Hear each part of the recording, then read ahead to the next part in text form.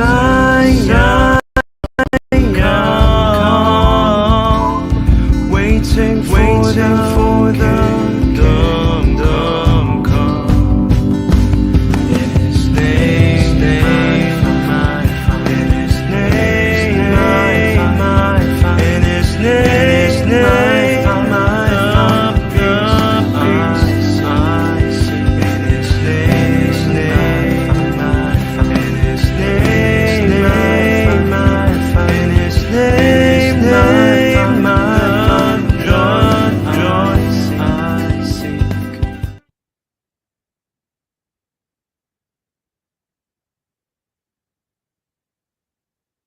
Salam Bapak Ibu yang dikasihi Tuhan Yesus Kristus.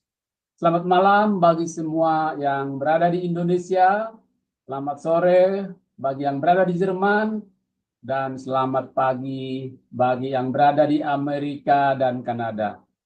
Kita bersyukur kepada Tuhan pada malam hari ini bisa bertemu kembali dalam pembelajaran firman di Zoom Sema Adonai dan channel YouTube Cahaya Firman bersama dengan pembicara kita pada malam hari ini Bapak Pendeta Dr. James Damping, MA, MTH. Materi kita dia teologi proper dengan tema hubungan antar pribadi Allah Tritunggal sesi yang kedua. Sebelum memulai pelajaran firman, kita akan awali dengan doa terlebih dahulu. Mari Bapak Ibu kita berdoa. Bapa di surga, Bapa yang kami panggil dalam nama Tuhan Yesus Kristus, kami bersyukur Tuhan pada malam hari ini, kami boleh kembali untuk belajar kebenaran firman-Mu. Berkati saya Tuhan sebagai moderator, untuk dapat memandu pembelajaran firman-Mu ini dari awal pertengahan sampai selesai. Berdoa juga buat tim operator yang bekerja di belakang layar, biarlah mereka boleh bekerja dengan tidak ada halangan, dan biarlah Tuhan campur tangan untuk semuanya itu. Berdoa juga buat peralatan yang kami pakai, laptop, wifi, handphone, listrik, dan semua peralatan yang berhubungan dengan pembelajaran firman-Mu pada malam hari ini. Kiranya Tuhan tolong campur tangan agar boleh berjalan dengan baik. Terima kasih Tuhan. Berdoa juga buat hamba-Mu, Bapak James Damping, yang menjadi pembicara pada malam hari ini. Kiranya tutup bungkus dengan kuasa Roh Kudus-Mu, agar semua firman yang disampaikan boleh berasal daripada Engkau Tuhan. Terima kasih Tuhan. Berdoa juga buat semua yang ada di Zoom, live streaming, dan di channel YouTube Cahaya Firman. Kiranya bukakan hati dan pikiran kami, agar kami bisa mengerti untuk pembelajaran firman-Mu pada malam hari ini. Terima kasih Tuhan. Ampuni segala dosa perbuatan kami yang kami sengaja maupun tidak kami sengaja, agar kami layak di hadapan-Mu, layak menerima kebenaran firman-Mu. Di dalam nama anak-Mu Tuhan Yesus Kristus, Juru Selamat kami yang hidup, kami sudah berdoa dan mengucap syukur. Haleluya. Amin. Baik, sebelum kita memulai pelajaran, sebentar kita akan mendengarkan profil singkat dari pembicara kita pada malam hari ini. Tim operator dipersilakan. Terima kasih. Selamat datang kembali di Zoom Shema Adonai dan di channel YouTube Cahaya Firman. Dan pada kesempatan kali ini kita akan berkenalan dengan pengajar kita yakni Bapak Pendeta Ramses James Damping, MA, MTH, DTH, dan berikut adalah profil singkat dari beliau. Beliau lahir di Kota Mobagu, Sulawesi Utara, pada tanggal 1 Juni tahun 1962. Beliau mengalami kelahiran baru menerima Yesus pada bulan Juni tahun 1978. Beliau memiliki istri bernama Insinyur Denisha Riduran, dan serta dikaruniai seorang anak yang bernama Daniel Kristofani Damping, mahasiswa teologi program S1 tingkat akhir. Riwayat pendidikan SD sampai SLTA di Kota Mobagu tahun 1969 sampai tahun 1981, S1 di IKIP Negeri Manado lulus tahun 1991, S2 Misiologi di STI Jakarta lulus tahun 2005, S2 Biblika di STI Jakarta, menyelesaikan semua mata kuliah tahun 2007. S2 Teologi di STT AGP Jakarta lulus tahun 2012. S3 Teologi di STT Betani Surabaya lulus tahun 2016. S3 Teologi di STT Anugerah Surabaya lulus tahun 2022. Riwayat pelayanan. Sejak tahun 1979, beliau telah aktif terlibat dalam berbagai pelayanan gerejawi. Pada periode tahun 1979 hingga tahun 1983, beliau berperan dalam pelayanan perintisan yang diinisiasi oleh Yayasan Penginjilan Injil Indonesia Kota Mobagus sebagai pelayan paruh waktu. Setelah itu, dari tahun 1983 hingga tahun 1991, beliau melanjutkan pelayanannya di Gereja Alkitab Anugerah GA Manado, juga sebagai pelayan paruh waktu. Pada tahun 1992, beliau secara penuh waktu turut berkontribusi dalam perintisan Gereja Alkitab Anugerah di Makassar. 1 tahun kemudian, pada tahun 1993 hingga tahun 1999, beliau melayani sebagai gembala sidang dalam proses perintisan dan pengembangan Gereja Alkitab Anugerah di Medan. Pelayanan beliau berlanjut di Jakarta Timur, di mana pada tahun 1999 hingga tahun 2007 beliau menjabat sebagai gembala sidang di Gereja Alkitab Anugerah Jakarta Timur. Setelah itu, mulai tahun 2007 hingga saat ini, beliau terus melayani sebagai gembala sidang di Gereja Kristen Alkitab Indonesia di Jakarta Timur. Selain pelayanan di gereja, sejak tahun 2008 hingga sekarang, beliau juga berperan sebagai pengajar di Sekolah Tinggi Teologi STT, Biblika Jakarta sebagai dosen tetap, serta mengajar di berbagai STT lain di Indonesia pada program studi sarjana S1, Magister S2, dan Doktoral S3.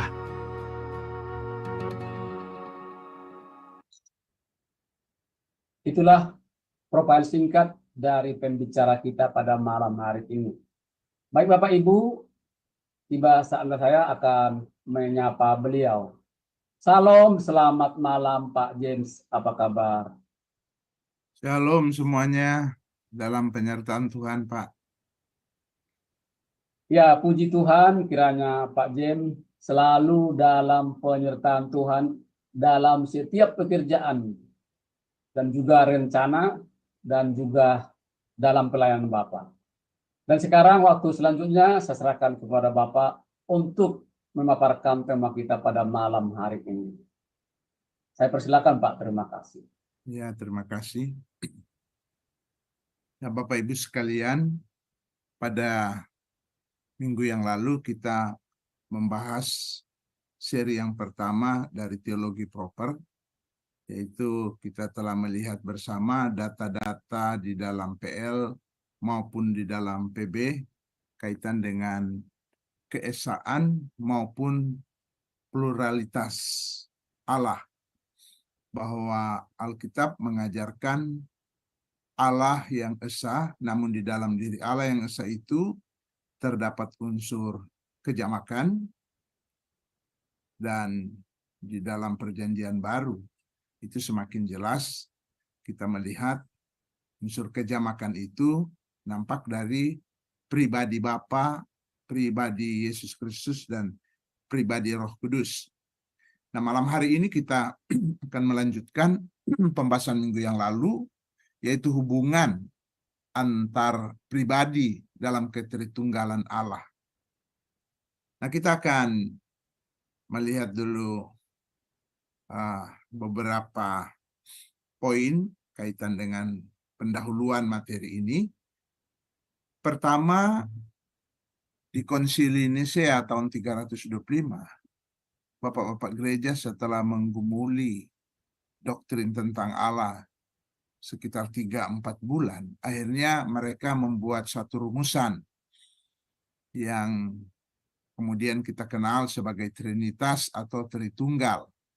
Jadi ada unsur tunggalnya, yaitu berbicara tentang hakikat Allah, satu hakikat gitu. Tapi kemudian ada unsur kejamakannya, yaitu ada 3 pribadi. Jadi istilah yang dipakai hakikat dan pribadi. Nah, ada memang muncul di kemudian hari pandangan dari Sabellius dan pengikutnya biasa disebut Sabellian, yang mengajarkan Allah itu satu pribadi, tetapi ada 3 peran. Dan itu setelah diperiksa, digumuli oleh bapak-bapak gereja, akhirnya pandangan itu ditolak, bahwa itu tidak sesuai dengan ajaran Alkitab. Yang benar adalah bahwa Allah itu hanyalah esa, satu hakikatnya, namun memiliki 3 pribadi, dan tentu ini unik gitu ya. Kalau kita manusia seperti saya punya satu hakikat, yaitu manusia, dan satu pribadi. Begitu juga Bapak Ibu sekalian, masing-masing kita satu hakikat, kita hanyalah manusia. Jadi kita tidak ada campuran manusia dan mungkin setengahnya binatang atau setengahnya dewa gitu ya. Hakikat kita satu, manusia, dan satu pribadi.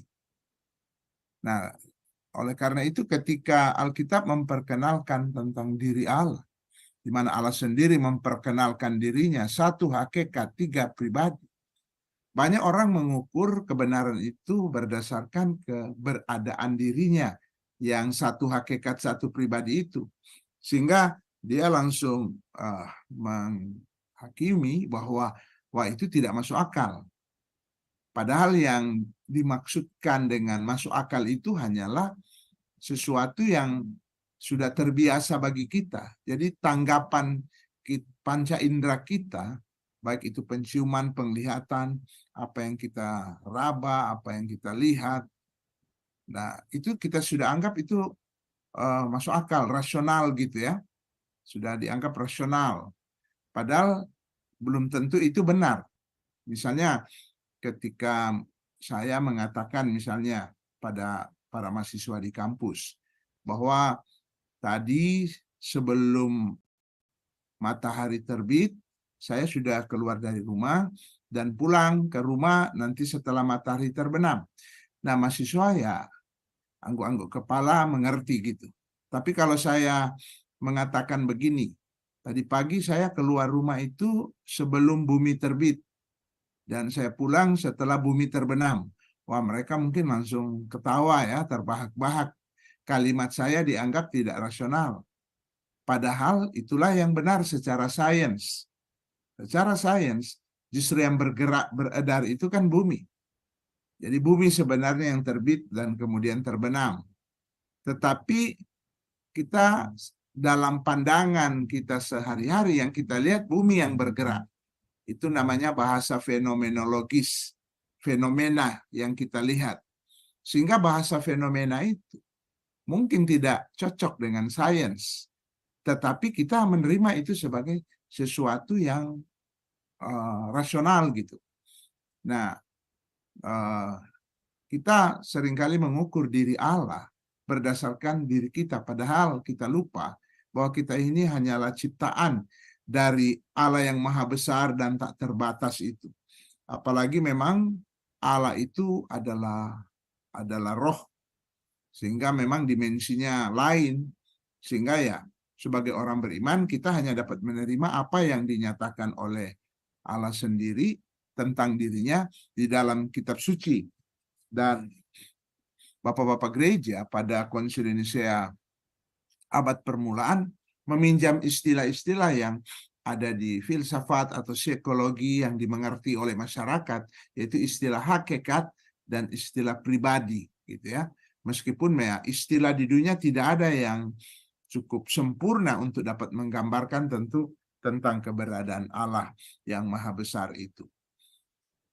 Kemudian bapak-bapak gereja setelah mengadakan penggalian, penelitian secara biblika sampai kepada menyusun teologi sistematika tentang doktrin Allah, mereka tiba pada kesimpulan bahwa ketiga pribadi yang kita kenal sebagai Bapa, Anak, dan Roh Kudus, atau Bapa, Firman, dan Roh, ketiganya itu adalah setara.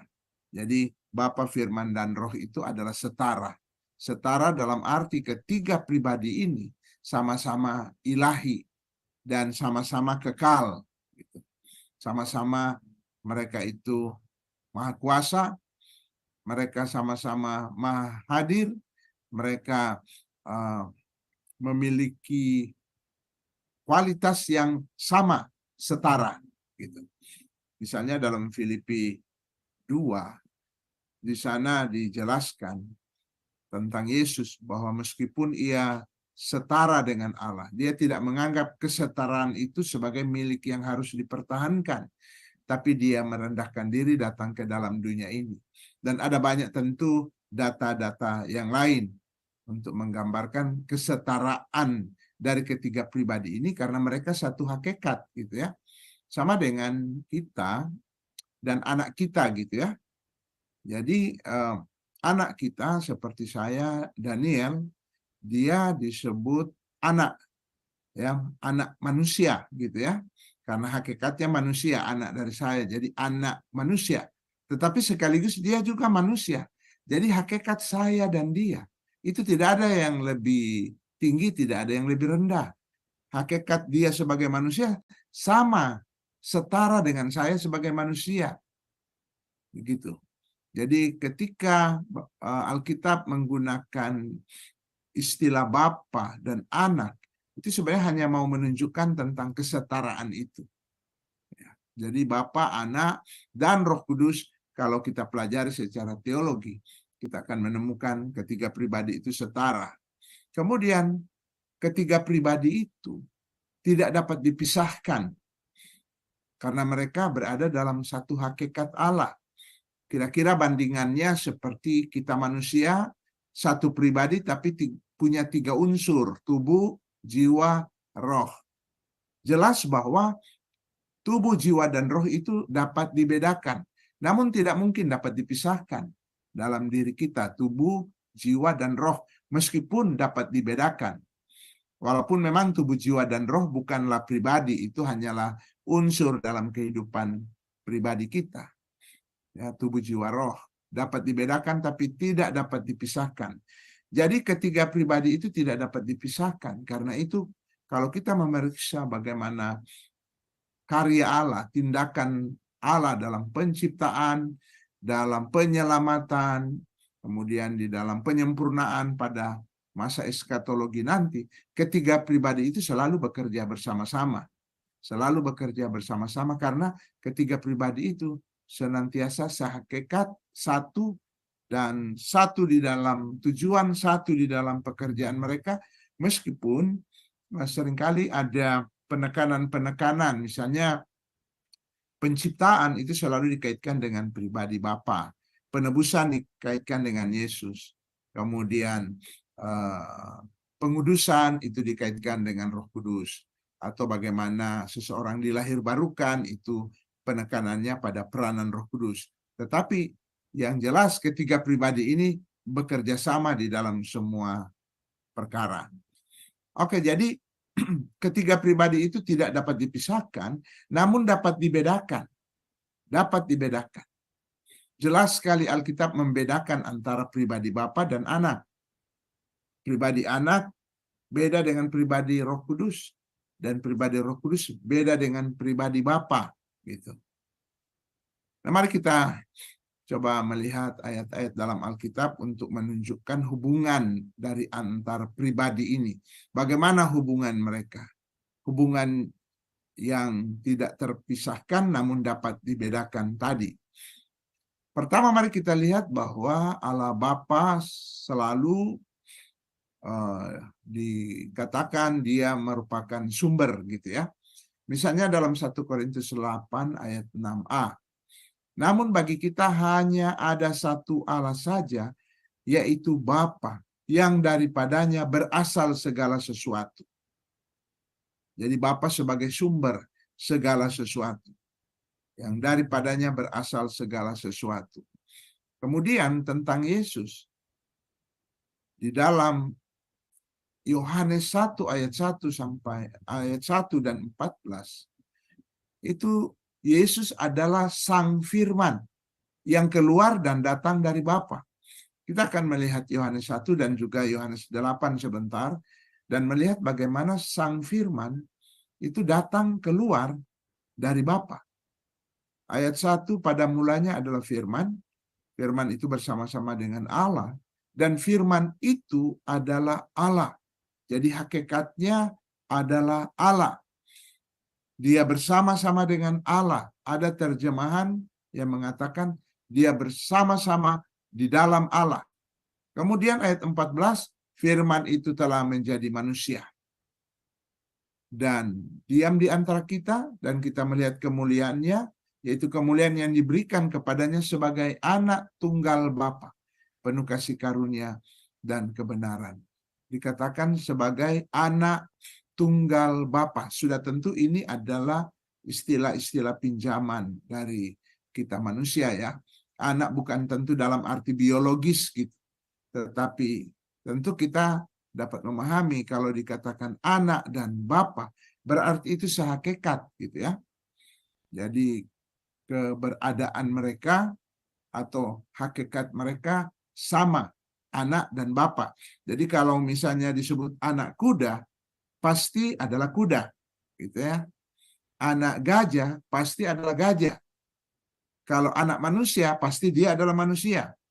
Kalau dikatakan anak Allah ya dia adalah Allah. Nah, itu yang dikatakan di ayat 1 tadi. Pada satu pihak dia disebut anak Allah, karena memang dia keluar dan datang dari Allah, tetapi dia adalah Allah, gitu ya. Hakikatnya sama, tentu dengan Bapa sebagai sumber. Kemudian Yohanes 8 ayat 42. Di sana kalimat warna biru, aku keluar dan datang dari Allah. Jadi sang firman, jadi sebelum Yesus datang ke dunia, namanya belum disebut Yesus, tetapi pada perjanjian lama kita mendapatkan namanya itu Dabar, firman. Dan firman ini adalah satu pribadi, satu sosok. Misalnya dalam Kejadian 15 ayat 1, datanglah firman Allah kepada Abraham dalam suatu penglihatan. Jadi bukan dalam suatu pendengaran, tapi dalam suatu penglihatan.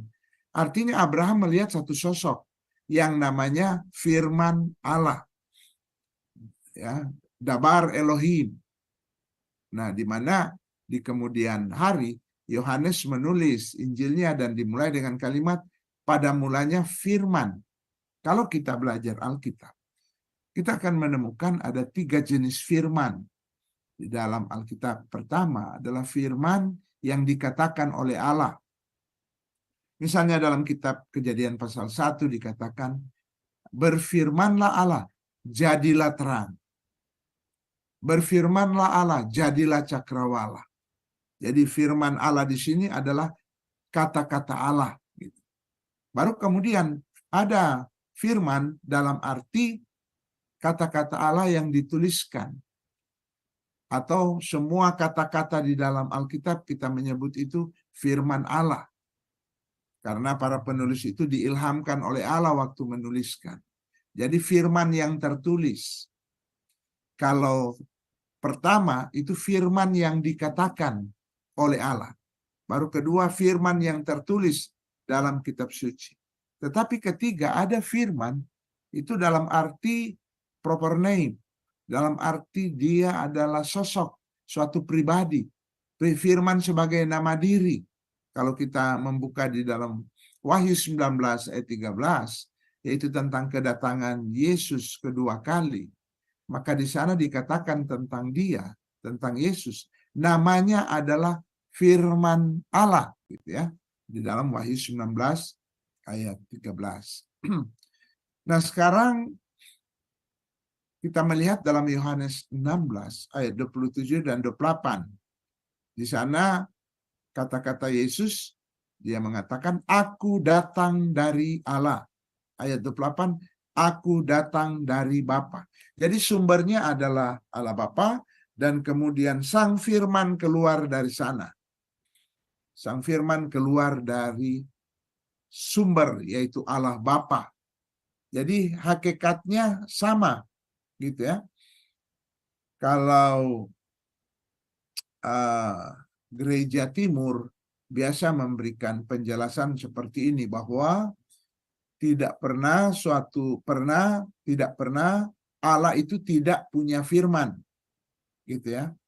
Jadi kalau firman hanya diciptakan oleh Bapa, seperti ada pandangan dari Arius, pandangan dari gerakan Saksi Yehova, bahwa firman itu diciptakan, berarti pernah ada satu saat di mana Allah tak punya firman.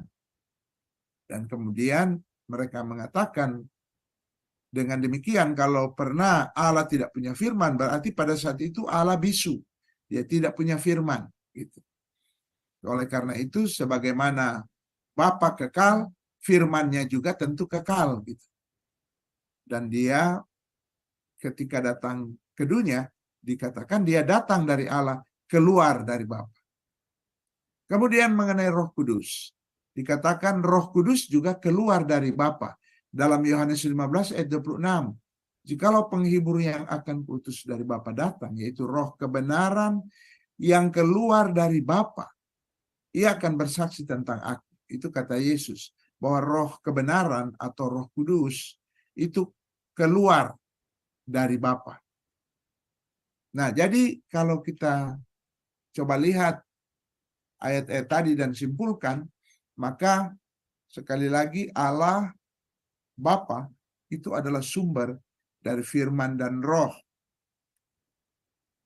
Karena itu hakikat firman itu adalah firman-Nya Allah. Hakikat roh adalah rohnya Allah. Jadi mereka bukan Allah yang terpisah-pisah, bukan Allah yang berbeda, bukan tiga Allah gitu ya. Tetapi mereka adalah sehakikat. Kalau ada orang minta penjelasan kepada kita, coba jelaskan doktrin Allah Tritunggal secara sederhana dan singkat. Maka kita dapat mengatakan itu mungkin hanya beberapa detik sudah bisa. Yaitu pertama Allah, kedua firman Allah, ketiga roh Allah. Jadi kita melihat firman Allah tentu tidak terpisahkan dari Allah. Allah, firman Allah, dan roh Allah. Atau Allah, firman-Nya dan rohnya. Meskipun firman di sini bukan sekedar kata-kata Allah, tetapi adalah satu sosok, satu pribadi. Kita bilang, oh ini tidak masuk akal. Bukan masuk akal, tapi ini unik. Namanya aja Allah Maha Besar. Masa kita ukur dengan logika kita yang kecil, rasio kita yang lalu saya katakan tidak lebih besar dari tempurung di alam semesta ini, kok kita gunakan itu untuk mengukur tentang keberadaan Allah yang maha besar. Tetapi kita harus menundukkan rasio kita kepada wahyu dari Allah. Karena Allah sendiri menyatakan dirinya. Allah sendiri menyatakan dirinya bahwa firman-Nya itu adalah satu pribadi. Meskipun tadi saya katakan, ada firman dalam arti perkataan Allah, ada firman dalam arti kata-kata yang dituliskan dalam Alkitab. Tetapi ada firman sebagai satu pribadi, sebagai nama diri. Dan itulah yang ada di Kejadian 15 ayat 1. Datanglah firman Allah kepada Abraham dalam suatu penglihatan. Dalam 1 Samuel 3 juga ayat 21. Di mana Allah menampakkan diri kepada Samuel dengan perantaraan firman Allah. Jadi firman Allah sebagai satu sosok, satu pribadi. Pada minggu lalu kita juga melihat bahwa firman Allah ini atau firman Tuhan ini sebagai nama diri, Dabar Yahweh ini, pada bagian lain diperkenalkan sebagai malak Yahweh, malaikat Allah, tetapi mengklaim dirinya Allah Abraham, Allah Ishak, Allah Yakub, gitu ya. Tetapi dia dikatakan sebagai malaikat Allah, artinya dia datang dari Allah, diutus oleh Allah dari sorga datang ke dunia. Ketika Yesus datang ke dunia, Yesus pun menegaskan hal yang sama. Aku diutus oleh Bapa, gitu kan. Nah, saya kira ini tidak membingungkan kita, tetapi memang ini jelas-jelas diajarkan di dalam Alkitab bahwa Bapa, Firman, dan Roh itu adalah ketiga pribadi Allah dan mereka memiliki kesatuan dalam hakikat yang tidak mungkin dapat dipisahkan, karena firman Allah adalah firman-Nya, sementara rohnya adalah rohnya Allah, gitu ya. Jadi ini tidak dapat dipisahkan. Namun ketiga ini adalah pribadi, dan disitulah keunikan, ya. Disitulah keunikan dari Allah. Jadi kita punya Allah memang yang misterius, Allah yang unik, Allah yang maha besar, Allah yang tidak dapat kita nalar dengan kemampuan akal manusia, tetapi Allah yang dapat kita imani karena demikian pernyataan diri Allah sendiri melalui firman-Nya dalam kitab suci. Jadi firman dan roh itu diam bersama-sama di dalam Bapa sejak kekekalan. Dan inilah keesaan itu. Jadi keesaan Allah, yaitu firman dan roh diam bersama-sama di dalam Bapa sejak kekekalan. Jadi firman adalah kaitan dengan, kalau manusia itu semacam pikiran Allah, gitu ya. Karena itu juga Yesus seringkali dikatakan hikmat Allah, gitu ya. Dia adalah hikmat Allah. Jadi sang firman adalah hikmat Allah atau pikiran Allah, sedangkan roh adalah kehidupan Allah, hayatnya Allah. Jadi itu yang dapat kita coba pahami, meskipun memang bahasa kita manusia, semua perumpamaan yang kita gunakan belum dapat menggambarkan secara seutuhnya, secara penuh keberadaan Allah itu. Allah sendiri memperingatkan di dalam kitab Yesaya, dengan apakah kalian menyamakan aku? Jadi tidak ada tentu yang akan sama persis dengan Allah, ya. Kita sebagai ciptaan, walaupun ciptaan Allah dapat menggambarkan kemuliaan Allah, tetapi tidak ada di dalam ciptaan ini yang dapat sepenuhnya sama persis dengan Allah. Jadi kita kalau menggunakan perumpamaan tetap memiliki keterbatasan. Kuncinya bahwa Allah itu adalah Allah yang maha besar, Allah yang maha agung, sehingga kita hanya dapat menerima apa yang dinyatakan oleh Allah sendiri tentang dirinya. Jadi namun baik firman maupun roh adalah pribadi yang berbeda satu dengan yang lain, dan keduanya juga itu berbeda dengan Bapa. Inilah unsur kejamakan. Jadi kalau unsur keesaannya itu firman dan roh berdiam di dalam diri Bapa sejak dalam kekekalan. Tetapi ketiga pribadi ini berbeda. Sehingga disinilah kita melihat ada unsur kejamakan. Di samping kita bisa melihat unsur keesaannya. Tetapi minggu lalu kita sudah bahas bahwa istilah esa yang dipakai oleh Alkitab tentang diri Allah dalam kitab Ulangan itu menggunakan kata ehad, yang paling banyak digunakan dalam PL itu dalam makna satu tetapi jamak, gitu ya. Satu tetapi jamak. Mungkin kalau bahasa Indonesia kayak kita bilang tim, gitu ya. Grup. Misalnya ada panitia membuka kesempatan untuk lomba vokal grup, siapa yang mendaftar. Kemudian saya bertanya kepada ketua panitia, sudah berapa yang mendaftar? Dan dia jawab satu grup, gitu ya. Baru satu grup. Ketika dia katakan grup, tentu ini satu jamak, gitu ya. Kita tidak membayangkan satu grup vokal, gitu ya. Vokal grup itu cuma satu orang. Berarti ada orang-orang yang lain. Jadi itu unity, kesatuan, gitu ya. Sebagaimana dipakai juga di dalam Kejadian 2 ayat 24. Seorang laki-laki akan meninggalkan ayah dan ibunya dan bersatu dengan istrinya, dan keduanya menjadi ehad, menjadi satu daging.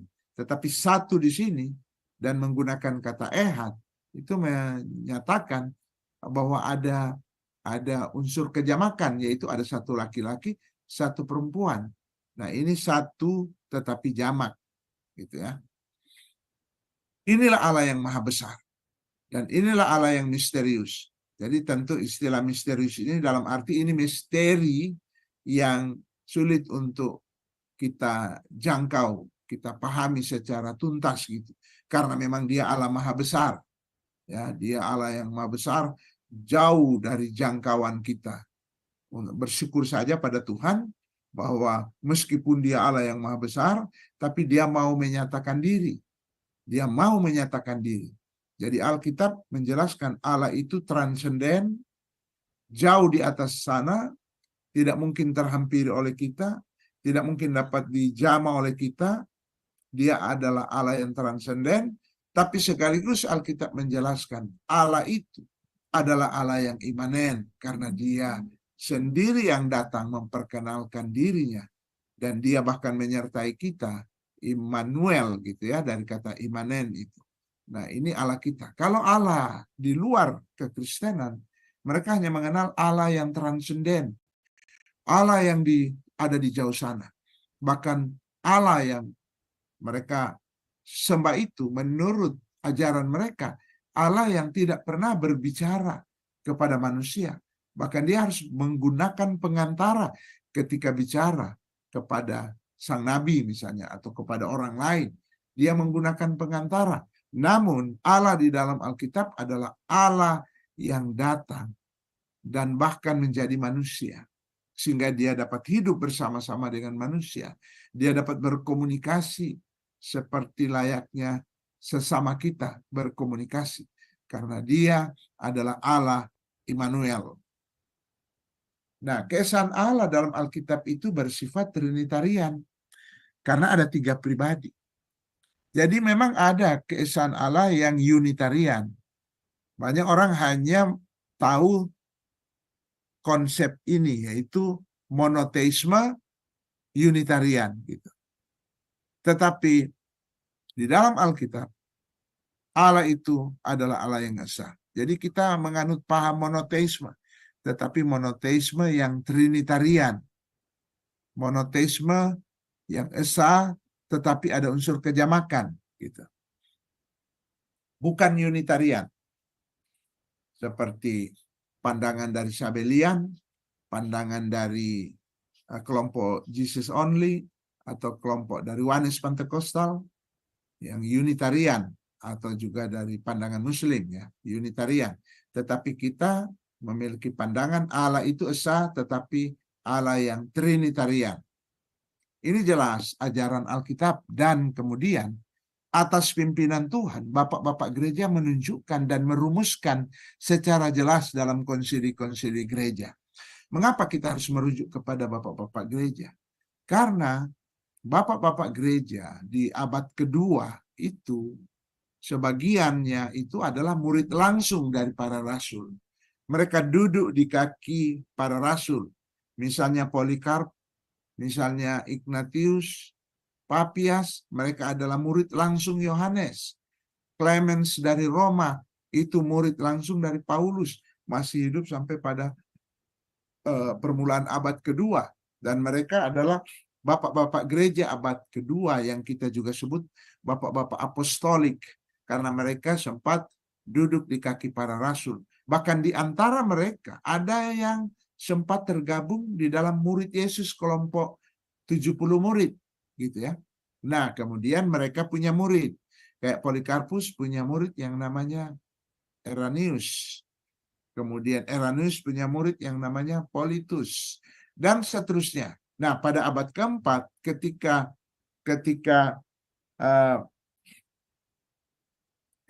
perdebatan tentang doktrin Allah ini semakin menghangat karena munculnya pandangan Arius, maka akhirnya diadakanlah konsili di Nisea.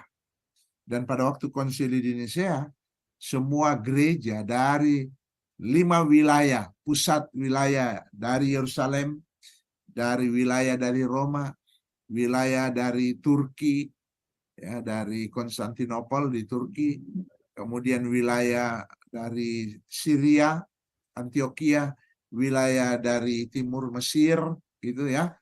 Ada berkumpul di sana sekitar 300 orang. Mereka mendengarkan, menyimak dulu makalahnya Arius, dan mereka coba secara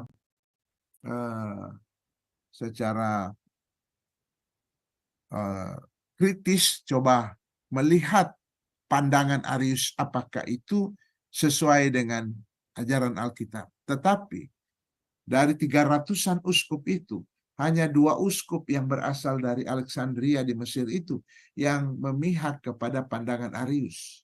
Sementara 300-an uskup yang hadir itu menganggap bahwa itu bukan ajaran yang mereka warisi dari guru-guru mereka, yang diwarisi dari para rasul, yang sebagian mereka itu adalah murid para rasul, gitu ya.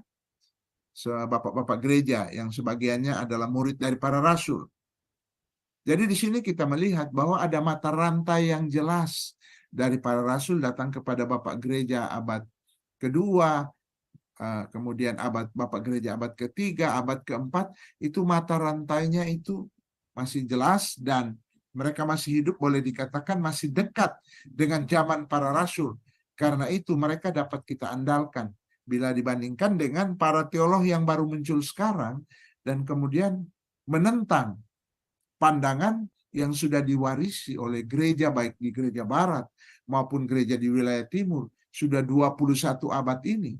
Tiba-tiba ada teolog-teolog secara sendiri, dia merasa dia sanggup untuk melawan arus kekristenan selama 20 abad ini.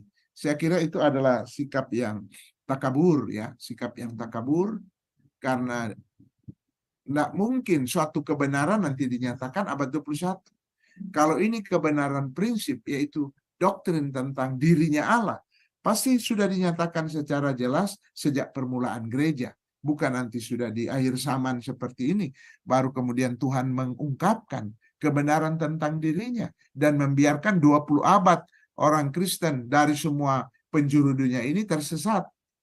Ya, ini logika aja, secara logika kita dapat melihat bahwa apa yang dihasilkan dalam konsili-konsili gereja itu merupakan sesuatu yang dipimpin oleh Roh Kudus. Karena itu menjadi dogma. Dogma itu memang adalah satu kesepakatan, ya. Doktrin yang diangkat menjadi dogma, artinya doktrin itu menjadi kesepakatan untuk dianut. Misalnya dogma Kristen, doktrin Allah Tritunggal ini dogma Kristen. Jadi siapapun yang menamakan diri Kristen, dia harus menerima doktrin ini. Kalau ada orang yang berpandangan berbeda, dia sebenarnya tidak boleh membawa nama Kristen. Ya, dia tidak boleh. Jadi para bidat itu sebenarnya bukan Kristen. Gitu ya, para bidat bukan Kristen. Karena kalau kita bicara Kristen, akarnya itu ada di bapak-bapak gereja, yang notabene sebagian dari mereka itu adalah murid langsung dari para rasul. Saya kira demikian materi malam hari ini, membicarakan tentang hubungan Allah Tritunggal, ya, hubungan ketiga pribadi tersebut. Demikian, Pak Moderator. Baik, terima kasih Pak James atas pemaparan tema kita pada malam hari ini. Nah, sebelum kita lanjutkan ke sesi tanya jawab, kita akan mendengarkan beberapa pengumuman untuk beberapa hari ke depan. Ibu Aling dipersilakan. Terima kasih. Iya, baik, terima kasih Pak Sam. Baik, Bapak Ibu sekalian, saya akan membacakan acara-acara Sema Adonai ke depannya ya. Baik, sudah tampak di layar Bapak Ibu. Untuk besok hari Rabu, 30 Oktober 2024, di jam 21:10 waktu Indonesia Barat, di Sema Adonai akan kembali ada kelas pembelajaran firman ya Bapak Ibu.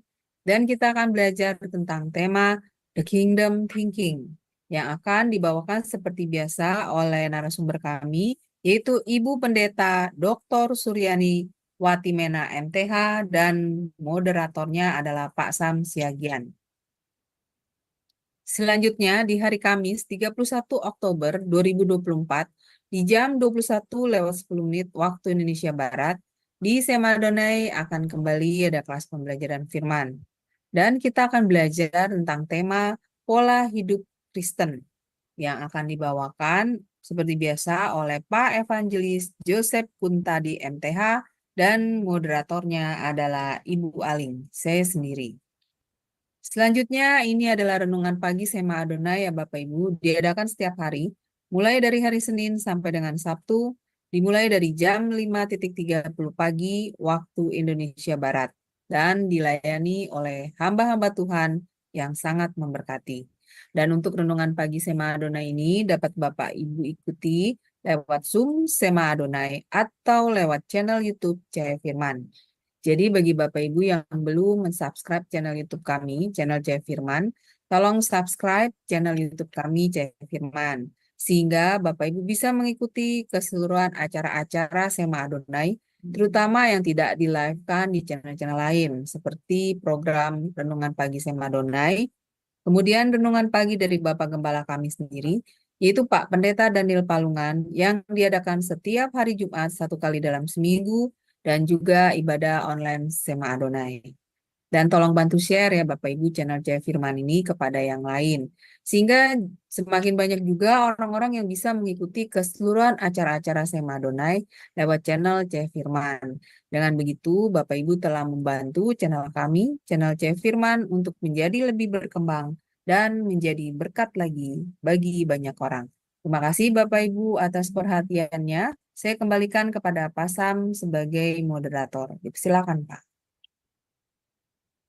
Baik, terima kasih Ibu Aling atas pengumuman yang disampaikan. Itulah kegiatan Sema Adonai untuk beberapa hari ke depan yang ditayangkan di YouTube Cahaya Firman dan di Zoom Sema Adonai. Baik Bapak Ibu yang ingin bertanya, silakan raise hand terlebih dahulu, maka operator kami akan membuka mute-nya. Masih ada waktu sekitar 15 menit. Mari Bapak Ibu yang mau berpartisipasi mengenai pelajaran firman pada malam hari ini dengan tema hubungan antar pribadi Allah Tritunggal. Ini sudah sesi yang kedua. Sebelum ada yang bertanya, inilah yang menjadi tambah pengetahuan saya pada malam hari ini. Sebelum saya dipersilakan Ibu Aling yang pertama. Terima kasih. Iya, terima kasih Pak Sam untuk kesempatannya. Shalom, selamat malam Pak James. Pak, saya mau menanyakan tentang di ayat Yohanes 1 ayat 1 yang berbunyi begini. Pada mulanya adalah firman. Firman itu bersama-sama dengan Allah dan firman itu adalah Allah. Saya pernah mendapat pemahaman dari seorang teman yang dia mengatakan bahwa lewat ayat ini jelas dikatakan bahwa Tuhan kita itu hanya satu pribadi. Jadi dia tidak mengakui Tuhan itu adalah 3 pribadi. Nah, bagaimana saya menjelaskan hal ini dengan ayat ini, Pak? Ya, terima kasih Pak James, silakan. Oh ya. Di ayat itu jelas sekali bahwa penulis Injil Yohanes, dalam hal ini Rasul Yohanes sendiri, membedakan antara pribadi firman dan Allah dalam arti Bapa gitu ya.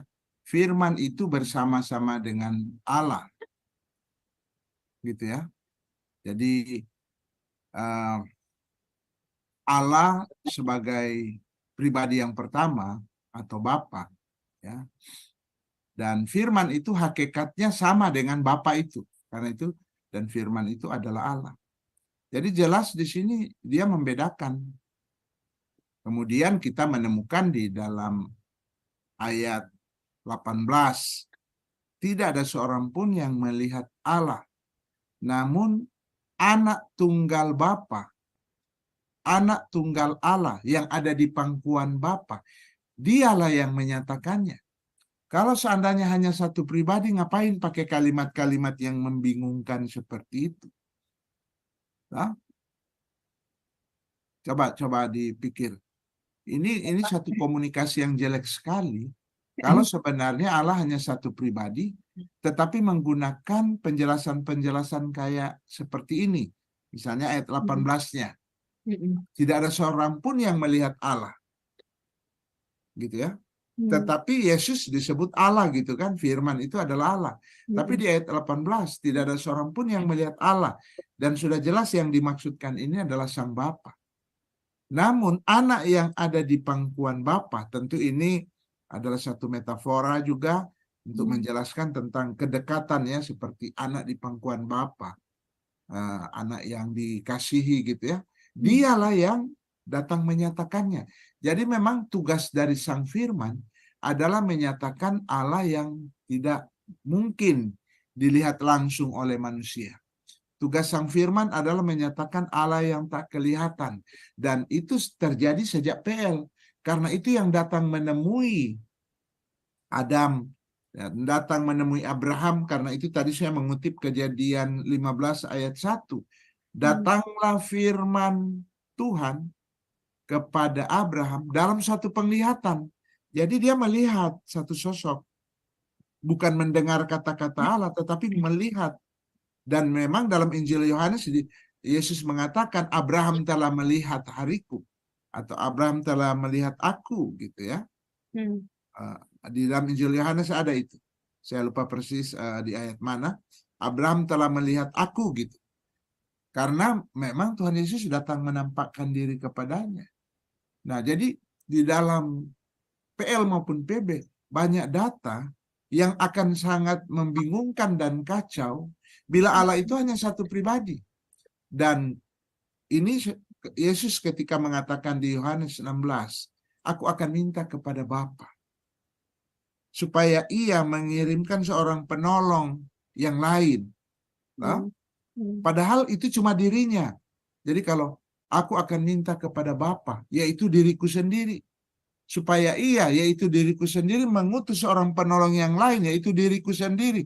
Waduh, ini komunikasi yang sangat buruk yang dilakukan Yesus. Kalau sebenarnya cuma Yesus itu sendiri, kenapa mau pakai bahasa-bahasa seperti itu? Tetapi memang mau tak mau, Yesus harus mengatakan demikian. Yesus ketika ada di dunia, dia selalu berdoa dan mengatakan kepada pribadi yang lain, ya Bapa. Dan minggu lalu saya kira data-data yang sudah kita lihat membantah sekali ajaran-ajaran bidat seperti itu. Ya, demikian mungkin Ibu Ali. Ya, baik. Terima kasih Pak James untuk pencerahannya. Ya, saya balikan kepada Pak Sam. Silakan Pak. Ya. Ya, terima kasih Ibu Aling atas partisipasinya.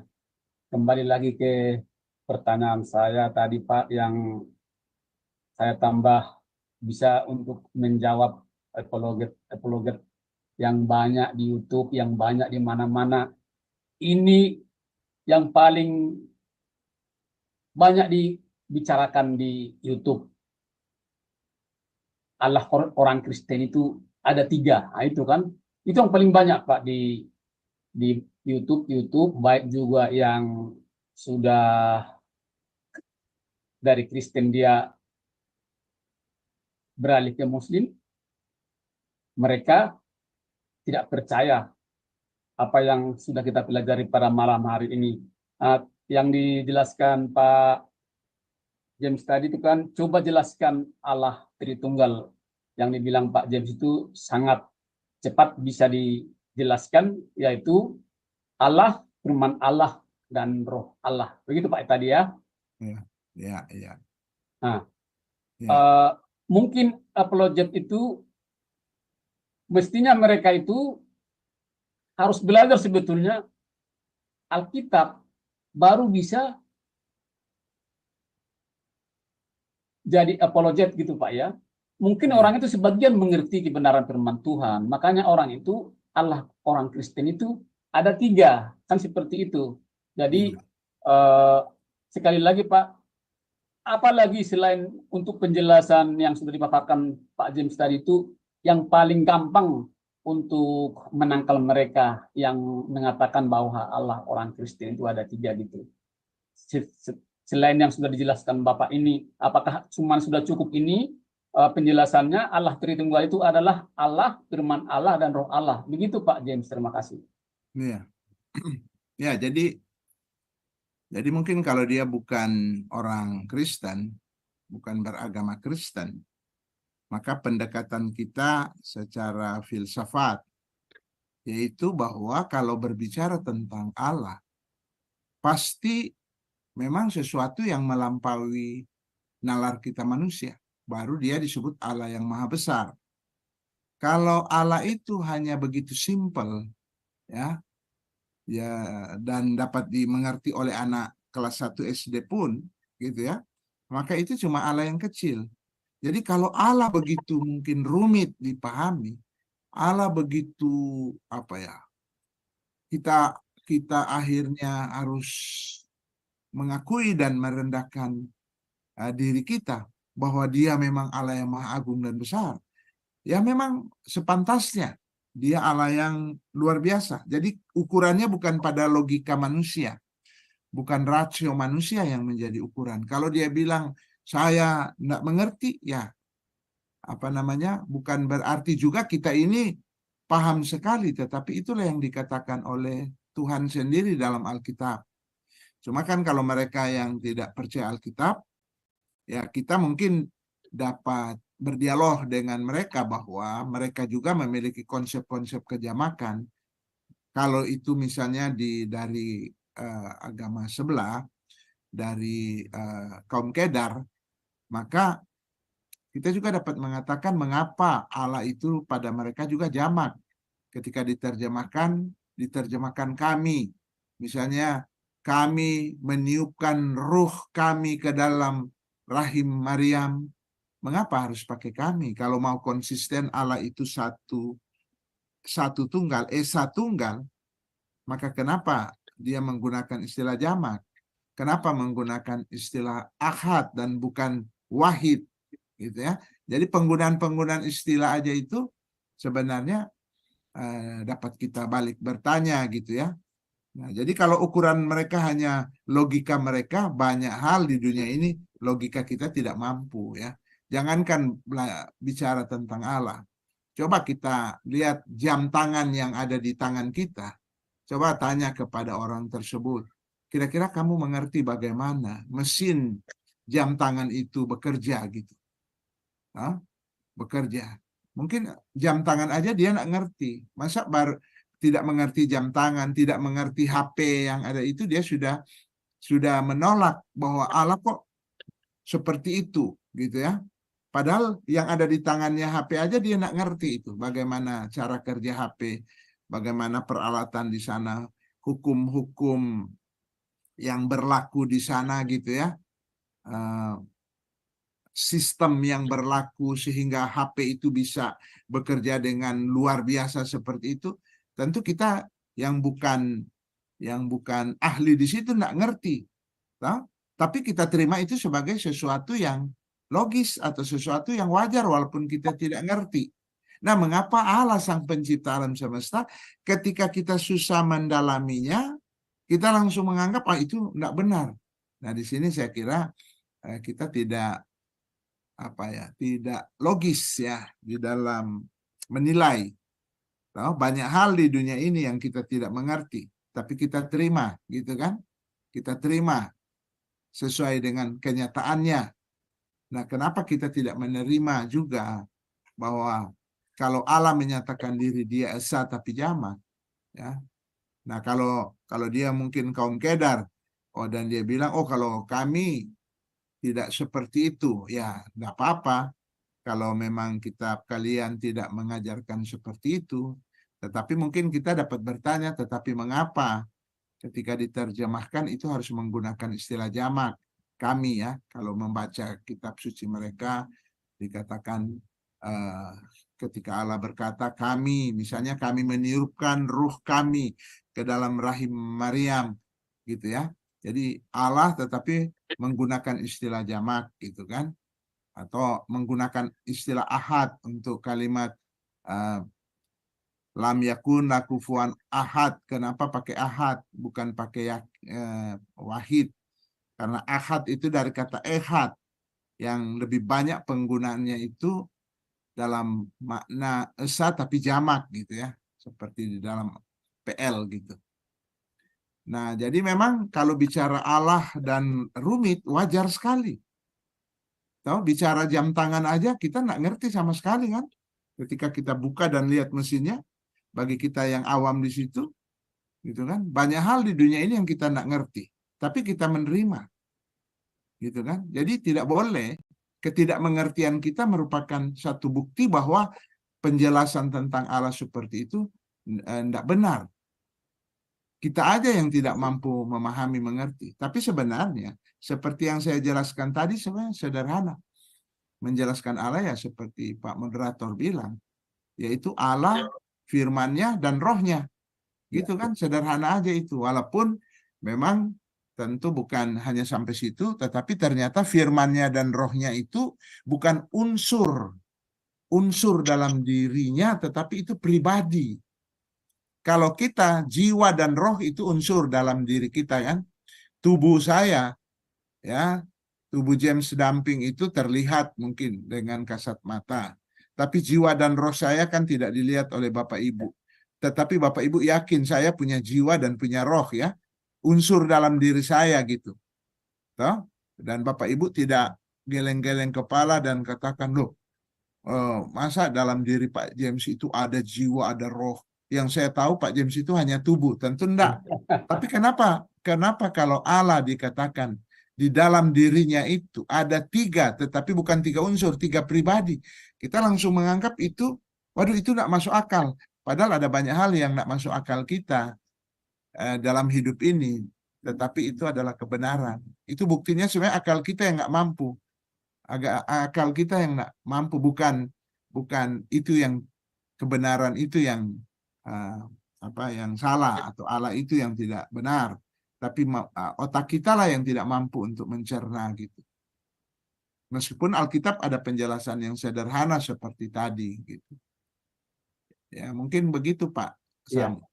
Terima kasih Pak penjelasannya yang menambah pembelajaran pada malam hari ini. Ada juga yang menambah pelajaran juga bagi saya, mungkin juga bagi Bapak Ibu yang ada mendengarkan di Zoom atau di channel YouTube Cahaya Firman ini tadi 3 jenis firman yang saya tulis di sini. Mungkin kalau tidak salah 3 jenis firman. Yang pertama itu firman yang dikatakan oleh Allah waktu penciptaan itu satu Pak ya.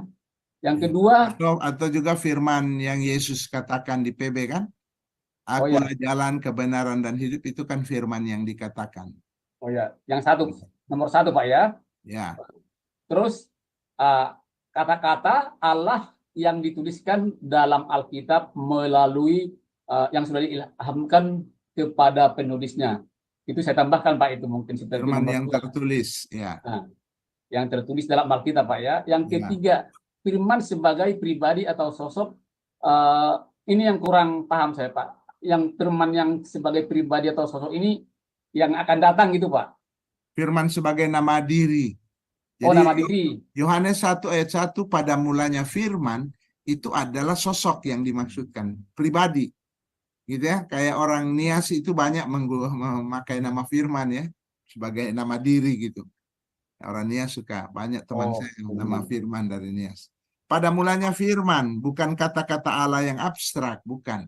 Tapi pada mulanya firman, yaitu sosok yang pernah muncul di perjanjian lama, yang namanya itu Dabar Yahweh, seperti di Kejadian 15 ayat 1, 1 Samuel 3 ayat 21. Jadi memang konsep itu sudah dari perjanjian lama. Gitu ya. Jadi nama diri itu. Jadi 3 jenis memang firman. Jadi bukan kata-kata. Jadi Yohanes 1 ayat 1 bukan firman sebagai kata-kata abstrak, tetapi itu firman, nama dari diri atau nama dari pribadi yang kedua, namanya firman, gitu. Ya, terima kasih Pak. Ya, mungkin Pak, kalau tidak ada dari Bu Hendy ada, kalau tidak ada masih ada pertanyaan saya satu lagi. Ya Pak Sam, ya saya berterima kasih sekali ya dengan pengajaran ini, semakin jelas. Jadi orang-orang yang tidak punya pengetahuan yang cukup. Jadi mereka, kalau menurut saya, pengamatan saya, karena banyak teman-teman yang saya ketahui juga yang punya pemahaman cuman Jesus only dan oneness ya. Karena mereka memotong ayat, Pak ya. Jadi Ya. ayat yang mereka pakai cuman sebagian aja. Padahal untuk belajar kebenaran firman itu harus ayat ayat Total. lain yang menopang, mendukung. Nah, Harus. tapi kalau ayat yang dia pakai itu dan sedangkan ayat lain menyatakan yang lain itu mesti bertanya. Jadi kalau menurut saya tergantung kecerdasan dari setiap umat Tuhan kalau menurut saya, Pak. Kedua, bagaimana mereka punya keinginan tahu untuk belajar sendiri, untuk membaca firman sendiri. Karena mungkin ya Pak, yang setahu saya, ada satu apologet perempuan yang cukup terkenal. Saya sudah berkata ke dia bahwa tidak deh, bahwa Allah Tritunggal. Enggak Kak, begini, begitu. Jadi akhirnya jadi debat lah ceritanya sama dia sedikit ya. Nah, saya bilang, pengetahuanmu belum sedalam itu, Dek. Coba mengerti bahwa Allah kita Tritunggal. Nggak ada, Kak. Coba Kakak cari. Nggak ada nama Tritunggal. Katanya nggak ada tulisan Tritunggal, katanya gitu. Ya, saya bilang memang nggak ada. Saya bilang, tapi bagaimana kamu bisa melihat kepribadian jamaknya? Allah itu ada. Jadi kalau menurut saya ya Pak James ya, jemaat Tuhan itu harus pinter, harus belajar, harus punya pengetahuan firman. Jangan apa kata orang, apa kata pendeta, apa kata apologet itu, tapi harus dipelajari benar-benar. Nah, kalau orang yang benar-benar mempelajarinya nggak akan mudah Pak ditipu. Saya dulu sebelum saya mendalami tentang kekristenan, saya kan dari agama yang dulu ya Pak ya, yang tidak percaya Yesus sebagai Tuhan. Itu bisa gampang dibelokkan Pak. Karena nggak punya pengetahuan firman kan. Tetapi karena saya sudah punya di dalam diri saya, jangan gampang percaya, selidikin dulu, cari tahu dulu, pelajari lagi, baru saya yakinin. Nah, puji Tuhan, Pak. Jadi saya lihat di situ tergantung dari umat Tuhan itu cerdasnya sampai di mana. Kalau orang bodoh mah gampang, Pak, dibodohin. Kalau orang cerdas nggak akan mudah, gampang. Bukan kita sombong ya, maksudnya kita dikasih insting sama Tuhan, kecerdasan. Tadi Bapak sudah menjelaskan bagaimana kejadian bidat-bidat itu. Itu cukup jelas sekali. Nah, kalau anak-anak Tuhan yang punya pemahamannya di dalam oneness atau hanya Jesus only, mereka coba respect kembali. Tapi yang saya lihat ya Pak ya, nggak punya pengetahuan firman Pak, nggak dalam pengetahuan firmannya. Tapi ayat unggulan dari oneness itu yang itu mereka serang Pak. Ya. Ayat yang lain mereka nggak hafal. Ayat lain gak tahu mereka. Jadi ada pincang, ada kepincangan. Itu aja Pak yang saya bisa beritahukan. Terima kasih atas pengajaran Bapak ini. Saya moga-moga, mudah-mudahan orang-orang yang di sana ayo pinter. Ya. Pelajari firman Tuhan, ya. Cari tahu kapan bidat itu, kapan ajaran itu berdiri. Nah, tadi Bapak bilang kan, Bapak-bapak gereja itu kan hidup dekat sama Tuhan Yesus pada saat itu. Nah, itu yang kita percayain. Bukan yang setelah kejadian dan pemahaman mereka. Nah, pemahaman mereka sesat, akhirnya kita sesat. Ya, janganlah kayak begitu. Itu aja dari saya, Pak. Terima kasih, Pak James. Saya kembalikan ke Pak Sam. Ya. Iya. Masih ada waktu 9 menit, saya tambahkan lagi sedikit lagi ya. Kejamakan Allah itu di sini sebetulnya sudah dijelaskan sama Pak James tadi. Namun baik firman maupun roh adalah pribadi yang berbeda satu dengan yang lain. Dan keduanya juga berbeda dengan Bapa. Inilah kejamakan Allah. Ini sebetulnya kalau sudah belajar orang-orang itu sebetulnya tidak ada masalah sebetulnya. Dan keesaan Allah itu juga sudah dijelaskan di sini. Firman dan Roh diam bersama-sama di dalam Bapa, kan?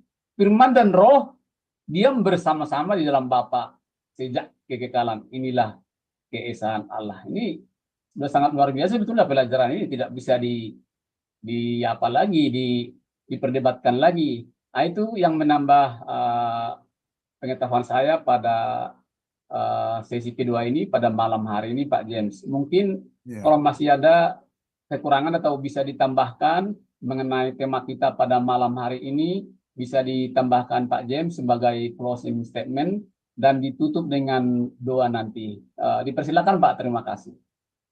Ya, jadi memang kita harus tahu bahwa doktrin ini itu sudah sejak awal permulaan gereja, ya, sudah sejak awal permulaan gereja, bahkan sebelum diadakan konsili tahun 325, itu secara perseorangan ada beberapa bapak gereja yang sudah memberikan penjelasan, walaupun mungkin yang menggunakan istilah Trinitas itu baru Tertullianus, juga ada 1-2 bapak gereja.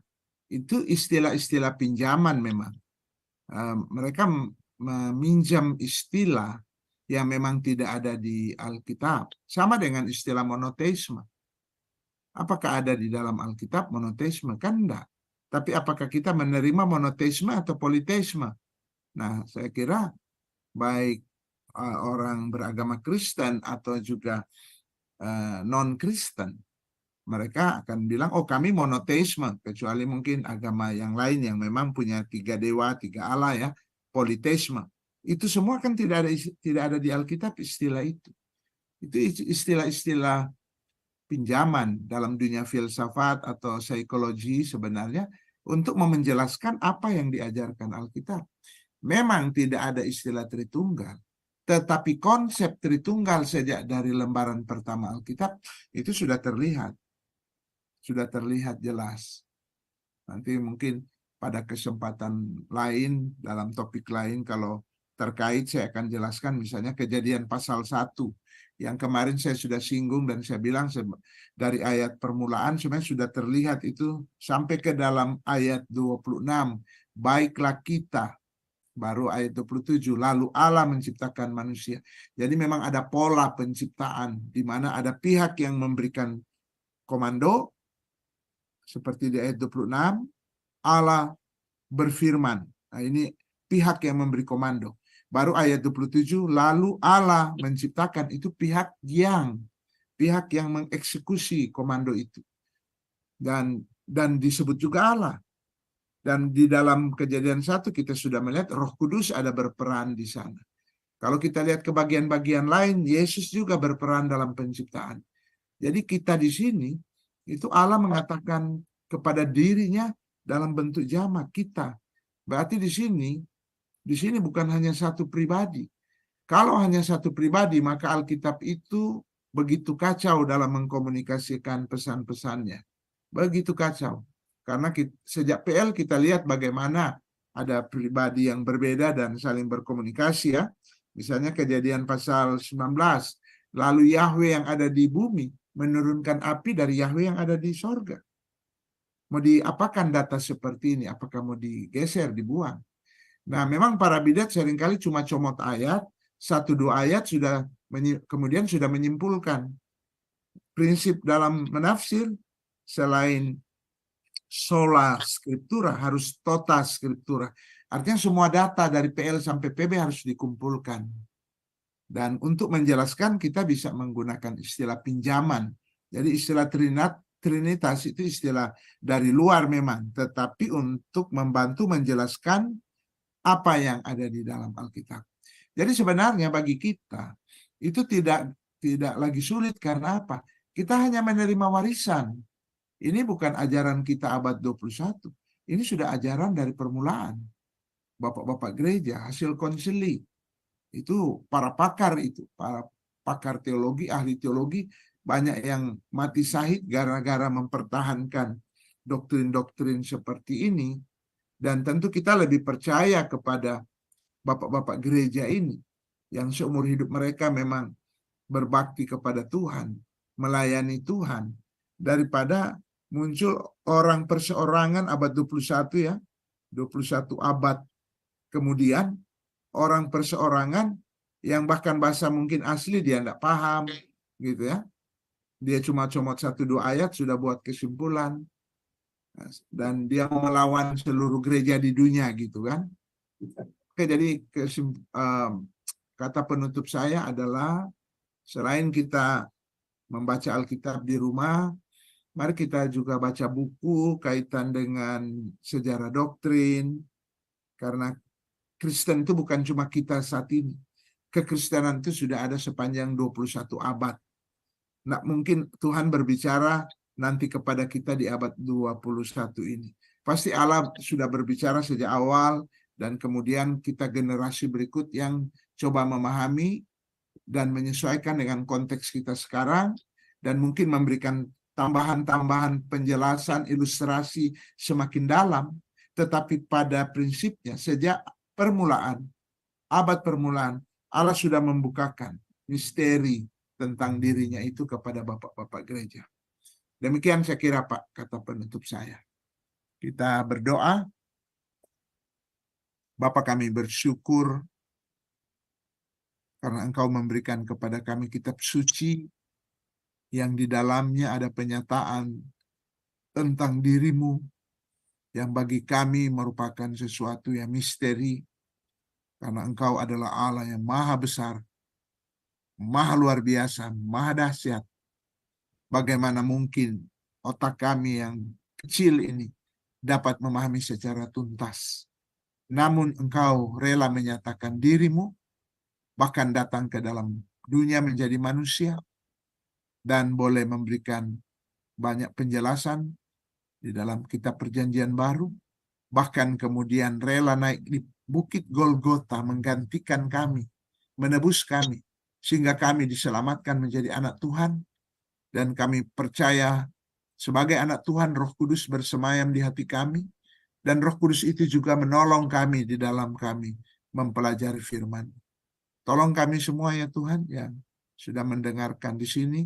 Ataupun bagi mereka yang akan mendengarkan di kemudian hari pada video channel ini ya Tuhan. Biarlah diberkati oleh Tuhan. Diterangkan oleh Roh Kudus semakin dalam. Dan kembali kepada ajaran sejak semula. Yaitu ajaran Allah yang esa di dalam ketritunggalan. Terima kasih ya Bapa.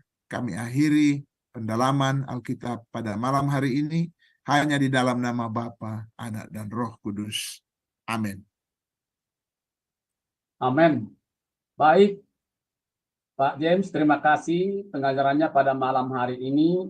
Kiranya menjadi berkat bagi kami semua yang mendengarkan di kelas Zoom maupun di live streaming atau nanti di channel YouTube Cahaya Firman. Terima kasih juga Bapak Ibu untuk semua. Sampai di sini pembelajaran firman pada malam hari ini. Sampai jumpa di minggu depan. Selamat malam.